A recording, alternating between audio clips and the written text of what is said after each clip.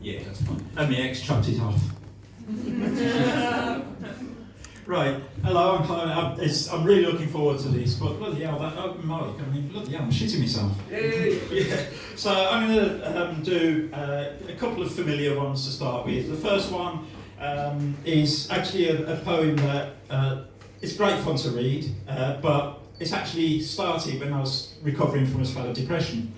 And I woke up in the middle of the night with this random thought, I wish I could buy myself a new personality. And I'm like, oh, hang on a minute. So this was born, and it goes like this. Saturday morning. My thoughts a mess as I tried to guess the best scenario of how the day would play. I tried to say I knew the way, that everything would be okay, but was talking shit with no one listening anyway. My demeanour was 50 shades of grey, but not in that badly written, kinky kind of way. No, grey, as in dullard. Uninteresting, where the greatest thing about me is I make a smashing pot of tea. But I drink it all myself, of course, because now with me is the road to insanity.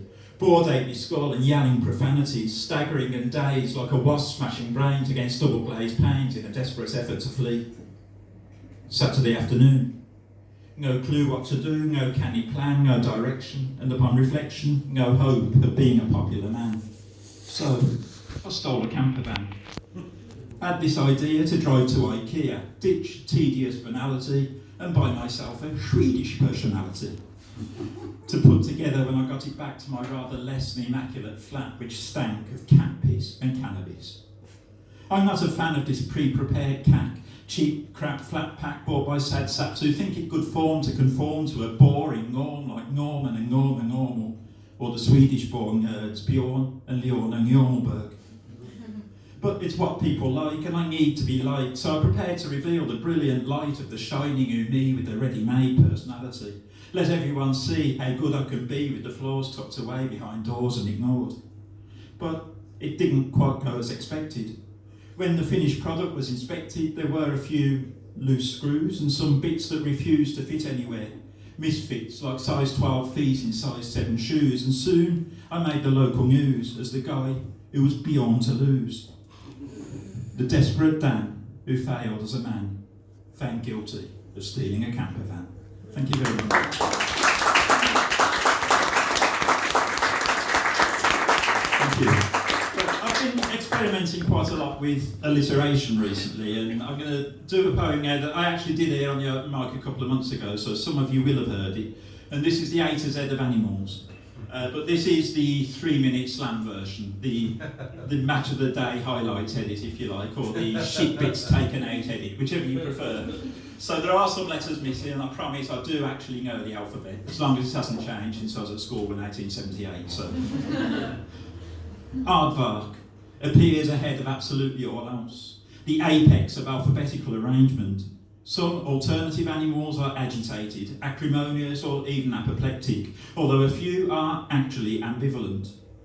Conversely, cats are casually content because they can't comprehend or care about concepts categorising creatures, as they carelessly claw chunks from the cuties of Clarissa. Dogs demand different definitions. Don't dare diss Dalmatians or Dobermans. Doing them down is downright dangerous. Dallying with disaster. Dicing with death. Don't do it. Foxes are furious, forever affiliated with fake facts, thanks to the fascist fart's favourite fuckwitteriflinging feast or fiction factory, Fox News. They feel fully fucked over by fate. Giraffes go gazing over gigantic gates, getting glimpses of gloriously gorgeous greenery.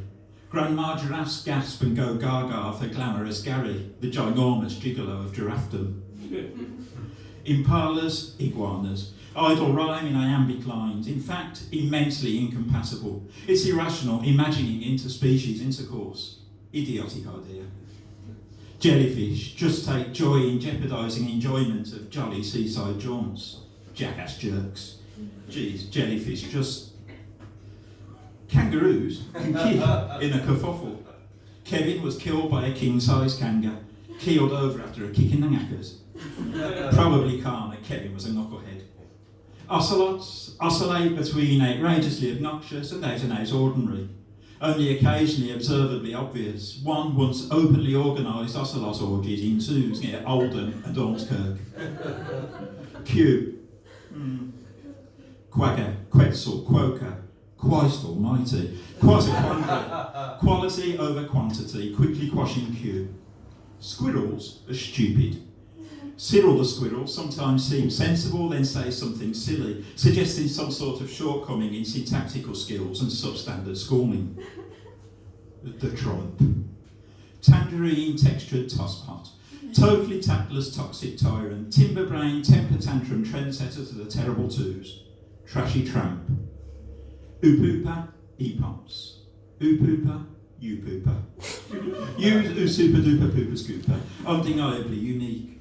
Yaks of yesteryear yearn to learn to yodel. Yes, efforts yielded tiny yaps and yelps that travel yards, and yet yaks are yet to yodel.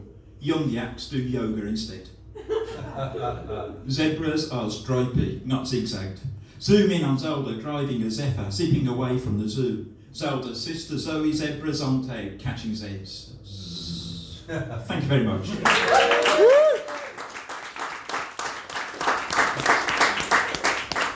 And as I say, I have been experimenting a lot with these poems. They're great fun to write. It's a great exercise as well, because it does really tax your brain, and it takes me ages to write these, but I do enjoy doing them. And there's another one now. This is not an A to Z. This is where the letters actually spell out names, so I'm sure you'll soon come on to who it is. And it's actually potentially the greatest love story of our time. It's called Donald and Katie, the perfect match. Some people were just made for each other. Think about it. Donald Trump. Desperately deviant despot. Deranged, deluded dildo. Doubly deadly dick-brained dogbo doesn't do decency. Only outlandishly outrageous orations or obnoxiously offensive outpourings of an overripe, orgiastic outspan orange. Neanderthal, knob-jockey, neglecting niceties in neurotic, nationalistic nastiness, actually alienating all adequately acceptable adults. Ancient accident of an arsewipe. Lasciviously lecherous, lewd, lustful, lying, lowlife, loudmouth liability of a lard arse. Duplicitous, debauched, degenerate, despicable, dumb-fucked, dunder-headed dipstick. Trigger-tempered, toddler-like tit. Trump Tower, a testament to the tweeting Tom's twontish tendencies. Raving, racist, Republican renegade, requires re-educating. Re-educating? Really? Unknowing, unacceptably unforgiving, unilateral undoer of universal understandings. Unbridled, unforeseen, unmitigated uber disaster of unspeakably unnatural ugliness. Ugh. Misogynistic, megalomaniac moron. Monument to madness, mysteriously made main man. Putin's pussy-grabbing puppet. Power-hungry pervert. So that's Donald Trump. And then, of course, there's Katie Hopkins. Yeah. Knackered, Ku Klux Klanish, kindergarten ketamine consumer. Antagonistic, apartheid apologist. Anti-human arsewipe. Trash-talking turd, tumultuously titillating the twisted, twattish tendencies of Trumpish tossers. In irresponsible, idiotic incantations intended to influence imbeciles with infected ideologies. England's embittered, egocentric effect of erroneous ejaculation. Hard-hearted, hateful, harpy. Obnoxious, oxygen outlaw. Purposely peddling prodigious poison and prejudice for payment. Kith and kin of kooky clowns with curious kinks. Indefensible icon of insidious infestations of ignorant Islamophobes. Nauseating, offenders non-entity. Noggin full of nothingness. Shit-faced serpentine. Shambolic splash of Satan's semen. Donald and Katie. They're poor kids. Who would be them? Thank you.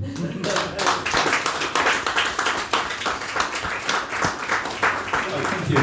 Right, sticking on the political theme, this one, Brexit's still the big news, and of course it's all totally necessary and it's all going to end well and everything. So, this is about possibly the greatest Prime Minister this country has ever had since David Cameron, I think. It's called Theresa. Prime Ministers should be clever and able, firm at the negotiating table, not a wishy-washy Willie or Auntie Mabel. Yes, they should be strong and stable. Where have we heard that before? This is the story of Theresa May, the woman who supposedly supported Remain but treated the nation with silent disdain when she saw the Prime Ministership up to be gained. What did she do when she first got the role? The prize she never won at the polls. Of course, her aim was, on the whole, to please self-serving Brexiteer arseholes. She made Boris Johnson Foreign Secretary, throwing logic into the Thames estuary, bound and gagged and lost to the nation in diplomatic constipation. Theresa is a dancing queen, distracting from what she is and has been. Hostile environment, it's down to the Maybot. Is she up to the job? Most people would say not.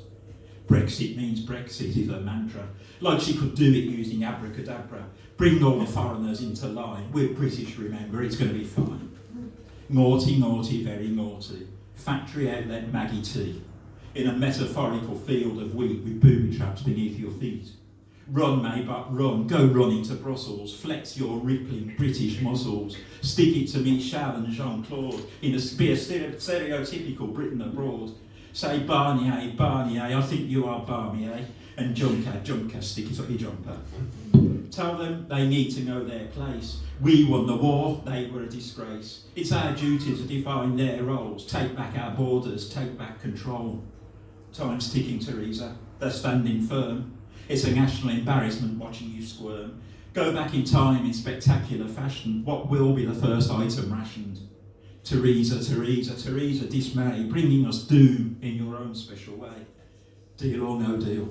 What's in the box? Tick-tock, tick-tock, tick-tock. Boom! Thank you.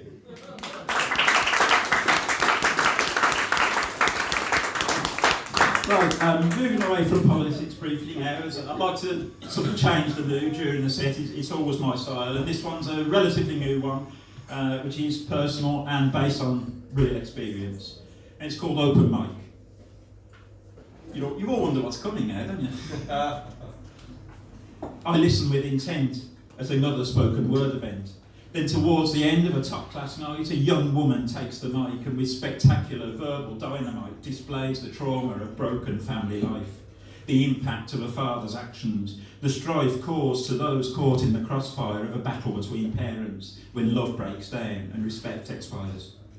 In this case, it seems clear where the fault lies, as we become familiarised with the depth and ugliness of the scars, the cost in broken hearts of thoughtless disregard of obligations. The situation sounds so different to the one that's too familiar, but I guess the pain is similar for those who lost stability and hope and now are left to cope with years of pent-up anger and frustration. Emotions overwhelm me as the notion of my blame tells me that I could have done things better. Words mingle with memory and doubt as regrets shout their hatred and I can find no clear way out. I see my daughter standing there in someone else's body. Words taking the shape of question marks, sharp enough to rip my mind apart. What does she think of me? What will she say? She's an adult now, but I still see the child in whose development I never had a say. I always told myself, one day she will understand that I never wanted her to move away, that I had a losing hand which was impossible to play, and the winner is the one that gets their way. But I told myself a lot of things, and this moment brings the realisation that the place in which I stand today is haunted by the past, the ghosts of things that couldn't last, and I wait for condemnation. As the poet takes her long ovation, I hide the helplessness I feel inside, feel relief that this was not my girl and I didn't have to face the tide of a sea of revelations. But despite this very brief salvation, I drown in all the tears she's cried. Thank you.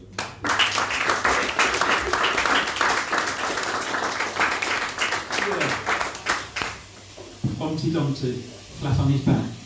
Humpty had a heart attack. All the king's people were looking askance as they waited 3 hours for the ambulance. The moral of this story is, what do you expect from the fucking Tories? Thank you. Right, are there any Beatles fans in the house? Yeah, I thought there might be. There usually is. Well, I've got good and bad news for you. You're going to read a bit of Beatles now, but the bad news is I'm going to fuck up one of their classics forever for you. I absolutely can't sing. I've got no pretensions to be able to sing. I will never be able to sing, but I'm going to sing. So if you'll just bear with me just for a minute, because I need the music.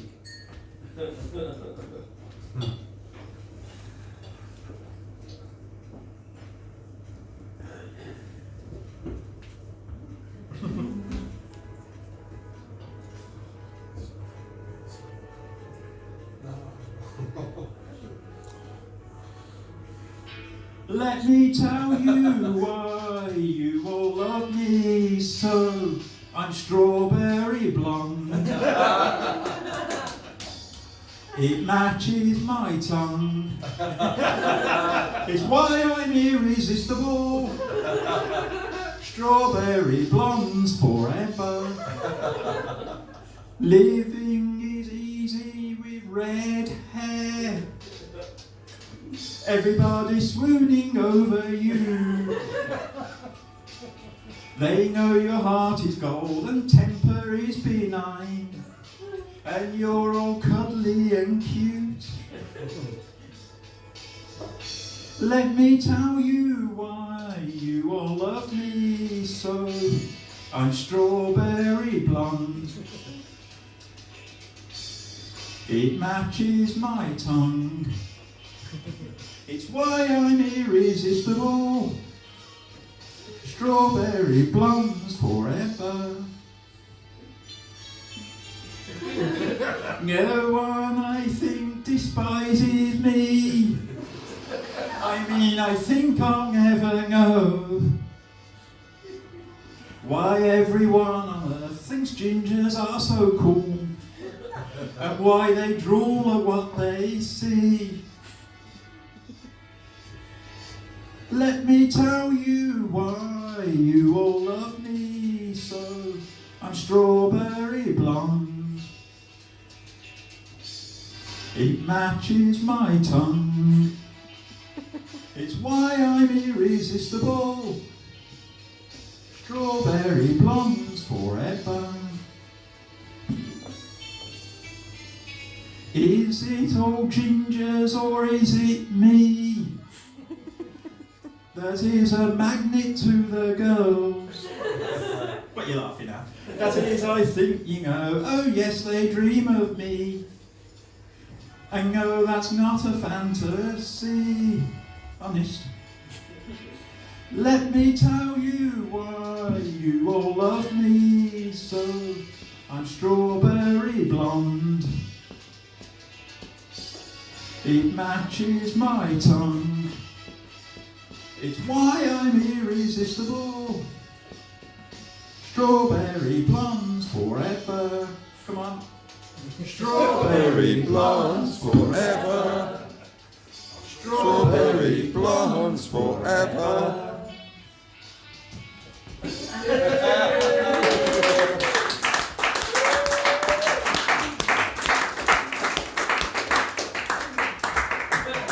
Thank you. And I've fulfilled an ambition there. I always said that one day I would have a room full of people singing Strawberry Blondes forever, so I can die a happy man now. And also, I know I didn't mislead you when I said I couldn't sing, and I'm really sorry about that. Right, I've got two more poems, okay? Yep. Yep. Sorry? Little ones. About 6 minutes between them. So one. Okay. So I'll miss that one out then. It's crap anyway, so So I'm going to go back to the A to Z now. And this one, similar to the first one, is again the Match of the Day edited highlights, the crap bits taken out version. So this is the A to Z of modern politics. You know, modern politics is harsh, childish and nasty, so you may hear like arrogant arsehole austerity adherents and an alleged anti-Semitic allotment anarchist antichrist. Blue-blooded benefit butchering bastards. Bumbling bearded Bolshevik Beelzebub. Bourgeois Blairites who boil babies for breakfast. Brexiteers, Brexit betrayal, Brexit, brain-bashing bullshit, bloody Brexit bollocks! Childish catcalling in the Commons. Corbyn cheats at chess and calls his cock a cucumber. Conservatives are countrywide curses, creating chasms between the classes. Democracy is dying.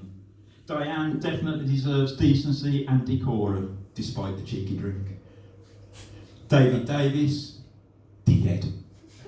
Farage, Finickety Foxstump, failed Führer with fascist following, fuck him. Gove generally generates grief, graceless, gargantuan, grumblestump gobshite. IDS, like IBS. Ian I Duncan Smith is like irritable Ebola syndrome, incredibly inconvenient. Lib Dems lost lots of loyal liberals when Lick Spittle Nick licked Cameron's love sausage in a lust for leverage. Midlands, Manchester, Merseyside, masterfully manipulated into monetary mayhem by monocle Rees-Mogladite moppets, manoeuvring with malicious mendacity. Neo-Nazis, neoliberals, nationalists, narcissistic nincompoops. Not case Nigel. Not already. Parliament paralysed by parody Prime Minister pompously pushing plans, pandering to piss-pots and plunkers, promoting practically purple passports. Rees-Mogg. Rancid relic and regrettable reflection of the Regency period. Rapscallion would relish a return to when rickets was rife.